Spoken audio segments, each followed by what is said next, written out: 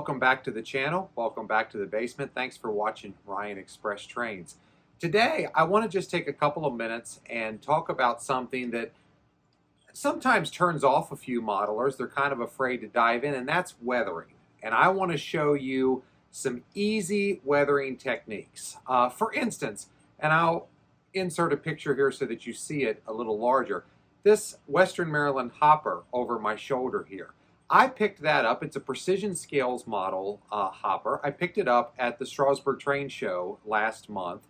And typically, when those pop up on, say, Brass Train's website, unpainted, they're about $200, $250. If you find one with a really nice paint job, they're pushing $300. This was 50 bucks at the Strasburg Train Show. But there's a reason why. Here, let me show you. As you can see, the paint and the decals, not so great. So what did I do? I went ahead and bought it because I thought, you know what, for 50 bucks, I know that typically even unpainted, it's about a $200 model. I thought, you know what, I'm gonna try to just weather over the bad paint and the poor decals. And I figured, hey, if it didn't work out, no big deal. I strip the model and I repaint it and re-decal it, and I still come out ahead because I only paid $50 for the hopper.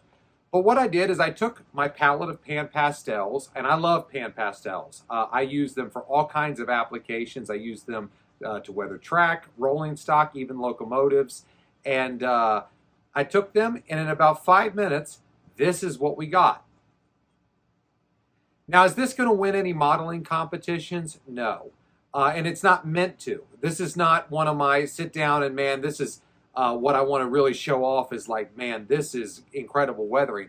But it does the job. It gets the job done. And in a train with 30, 40 hoppers, you're not going to pay attention to individual hoppers that much. You're just going to see the overall effect, which is what I'm going for. I really love the artistic side of model railroading. That's why I like doing scenery so much. I like weathering stuff. I'm trying to make it look as realistic as possible because I'm going for that overall effect, that when you see it in a photograph or you see it in a video, it feels and looks like the real thing. So again, you know, when you have a whole train worth of freight cars, you don't have to have every single one be the very best modeling job you've ever done in terms of weathering.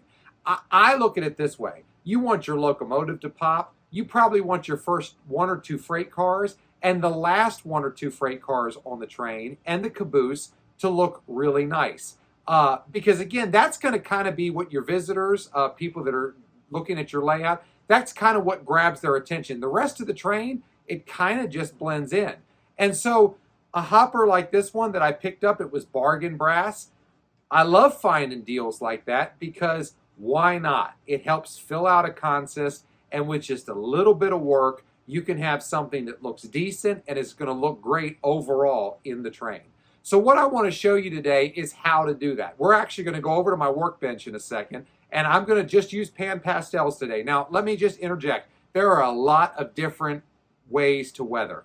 There's airbrushing, there's oil paints, there's stains from companies like AK Interactive, there's PanPastels, there's chalks, there's all kinds of different mediums to use. And I would encourage you, play around with them. See what you're comfortable using. You're going to probably find, like me, that you like using a mix of those mediums when you sit down to really weather something that you're trying to just make pop on your layout. But I want to show you today how to use PanPastels and in about 5 minutes do a serviceable job of a freight car that's just going to be part of your consist. We're going to head over to my workbench, and what I have there is another bargain brass piece I found. It's actually another brass hopper. Decent paint job. Decals are okay. I'm going to show it in a second. You see the film and stuff, but after a couple minutes with PanPastels, it's going to look perfectly acceptable in a freight consist. So let's head over to the workbench. All right, so we're over at my workbench, and I'll just go ahead and show you some of the tools that we have here. First of all, one of the most important tools that any model railroader can have is a good cup of coffee. Now, what I have here is a couple of brushes. This is an angled paint brush. This is actually a makeup brush. I was shopping with my wife one time. I don't know, she was at a TJ Maxx or a Nordstrom rack, something like that. and they had a pack of makeup brushes, and I bought them, not for makeup, but because they work great for what we're about to do. And then I've got my palette of PanPastels. This is one that I kind of custom put together. These are some of my favorite weathering colors. This is a blender that I like. A couple of blacks. This is, I know it kind of looks blue, but it's in the dark gray family. We've got rust, raw umber, a sand color, white, and then a couple shades of gray. And that's what we're going to use today. Here's the hopper that we're going to take a look at. Now, I don't know if you can tell or not, if it shows up well on the video, but the decals, you can see the decal film. It's not great. It's a decent paint job. There's some paint chips. There's some bare brass. Again, this was a eBay find, actually, for $25. And it's a brass US Hobbies hopper. A lot of times, on the high end, if these have a good paint job and good decal work, you can see them go upwards of $150. Kind of train show price. A lot of times they're in the $75 to $100 range. But again, this was a bargain piece, 25 bucks. And even though the decals are not that great, we're going to use PanPastels. Now again, I want to preference, this is not for a modeling contest. What I'm about to do is just to make this look better than it does right now, and to show you an easy way to weather and kind of get into weathering without going overboard. So let's get started. First of all, what I like to do, in this case, the hopper is black. So I like to use the color, if I can, of the hopper and just do a light wash. I say wash, it's not a paint, but what we're going to do, and always go top to bottom, is we're going to just take that black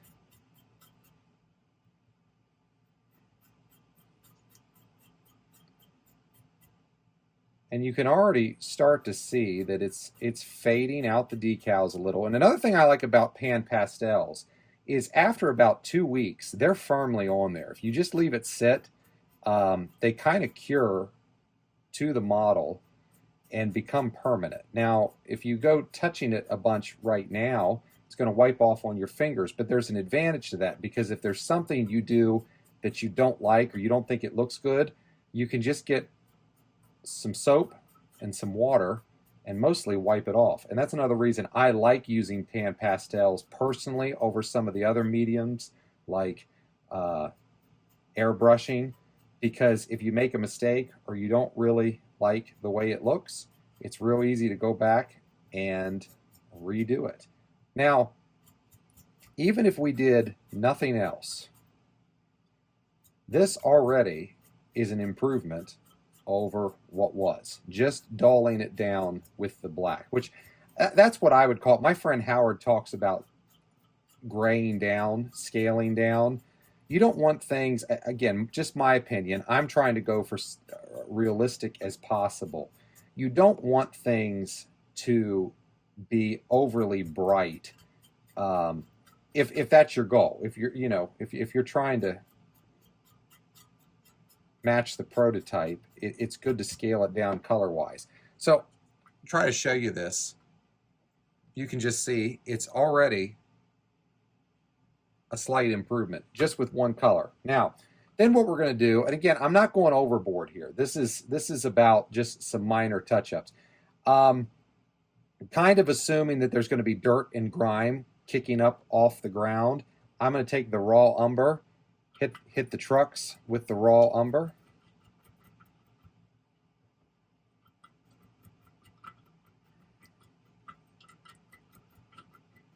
Again, we're not trying to win a modeling contest here. We're just, how can we spend a couple of minutes and improve the look? So we'll hit both trucks here with the raw umber. Now, while I proto freelance, so I don't model an exact prototype.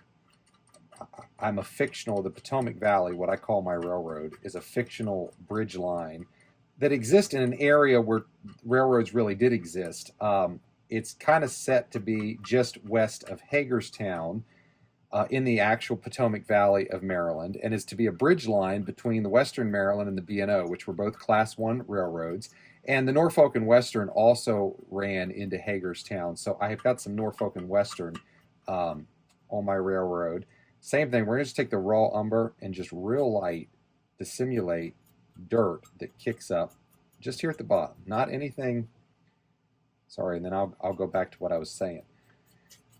I was mentioning what I model because it matters in terms of what you're running. I have a lot of hoppers because I'm modeling coal traffic. See, we're just doing a little bit.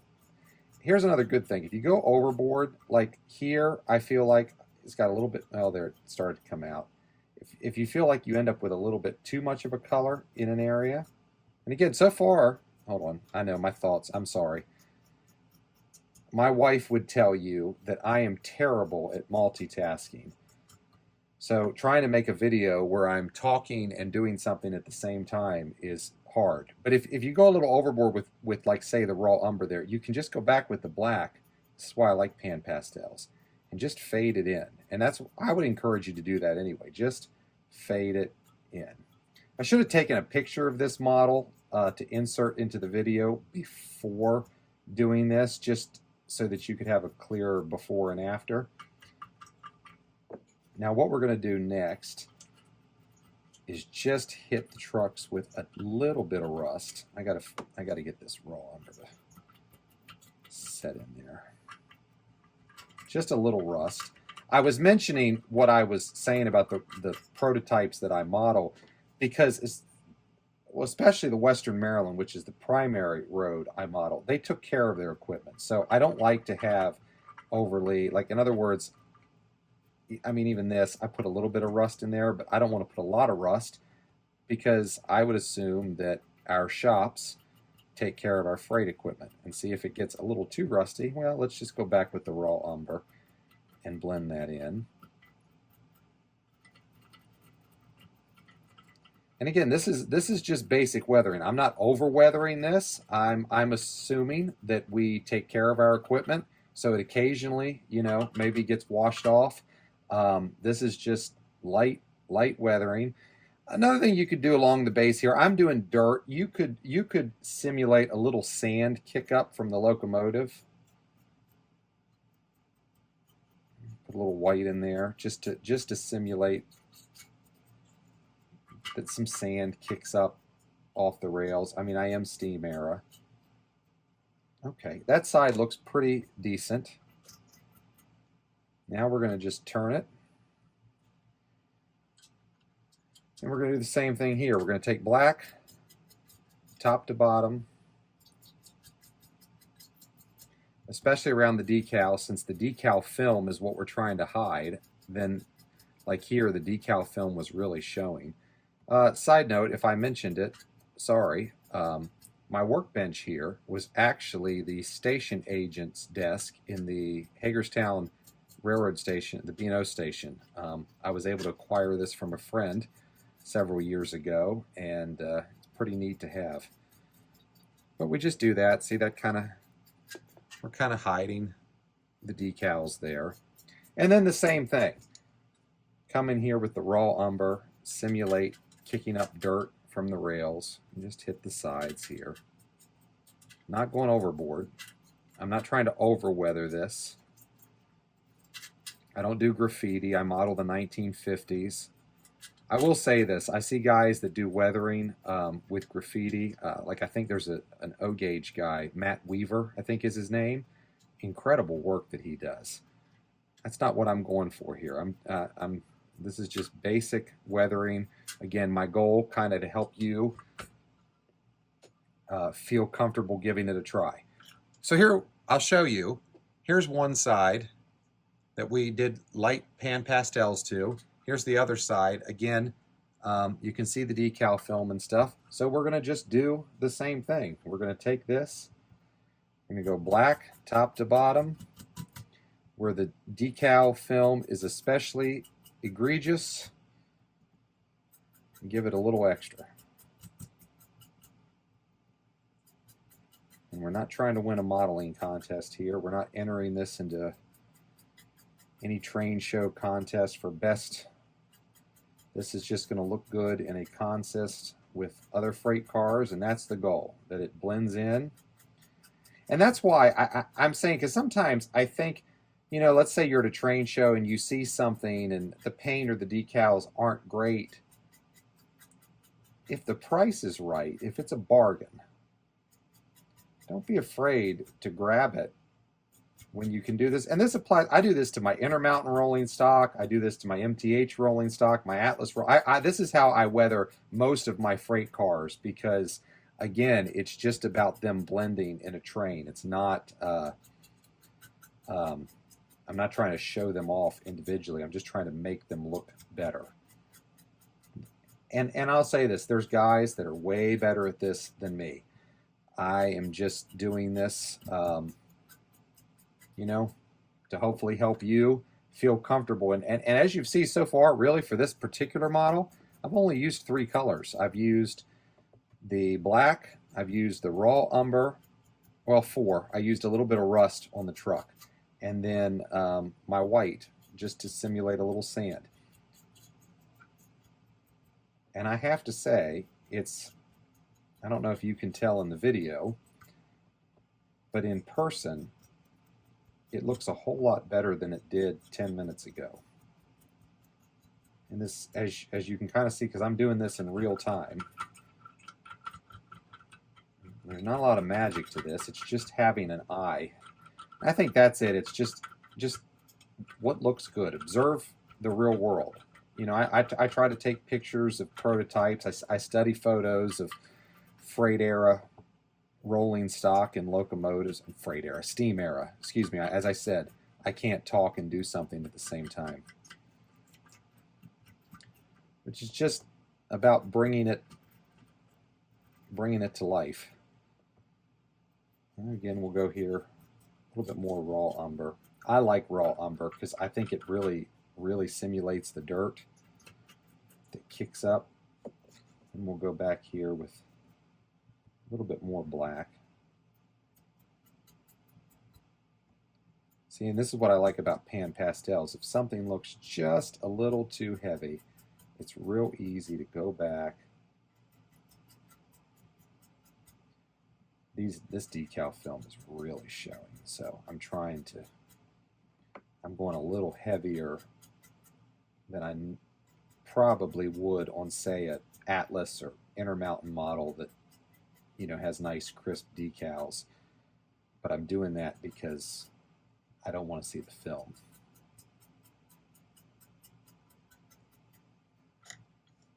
And we'll just do one more hit with the raw umber. Try as much as possible to go up and down. Now, when you're doing along the bottom here, side to side is fine. If my knee is hitting the tripod, I apologize.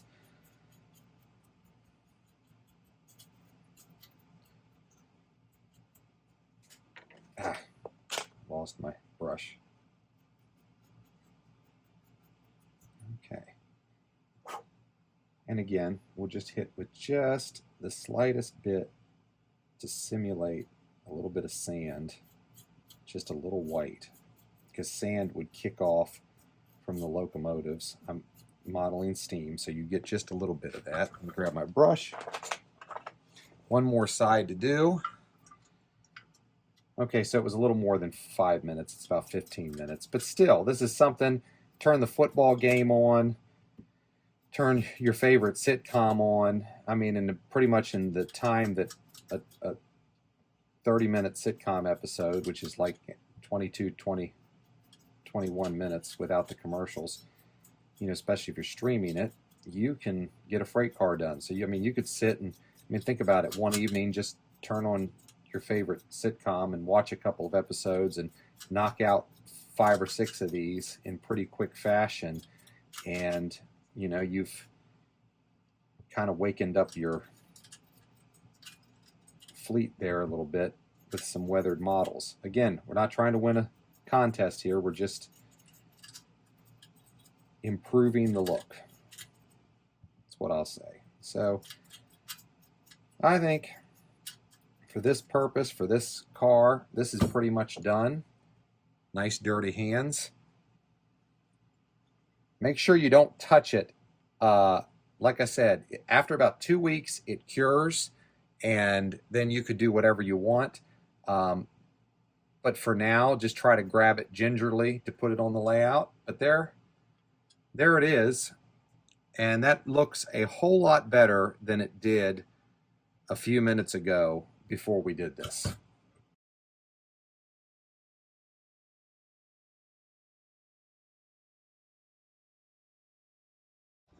Thanks for watching the video today, and thanks again for supporting the channel. If you like what you see, please hit that like and subscribe button. Your support means the world to me. And in the comments, let me know what kind of weathering techniques you like to use. Maybe you've never weathered before, and that's kind of my goal in this. My hope is if you've never weathered anything before, this would give you the confidence to at least try. And you don't have to start, again, with your most prized model. Start with something that's kind of on your low end side. Maybe it's a bargain piece you picked up at a train show or on eBay or in a swap meet. Just experiment. Again, there's so many incredible mediums to use. You can try the PanPastels like I showed you today. There's oil paints, there's stains, there's airbrushing. Try them out. Don't be afraid to try, because that's the beauty of this hobby. You know what? I've learned a lot of things by trying and failing, and the only way you get better at something is by trying. So hopefully this video has helped give you the courage to just take one of those models you have sitting around that you've always thought, man, I wish that was weathered, and give it a try. Again, thank you for watching Ryan Express Trains. Hit that subscribe button, and we'll see you next time.